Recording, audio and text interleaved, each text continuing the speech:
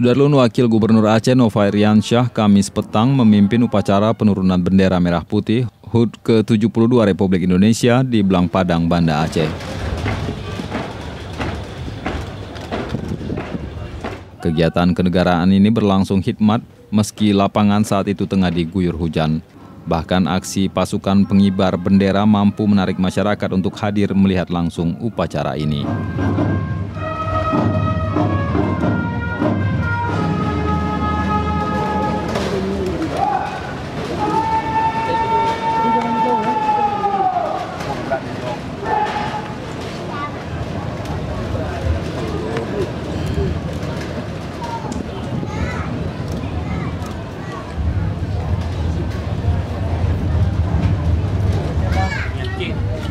Dari Banda Aceh, Fadil untuk Serambion TV.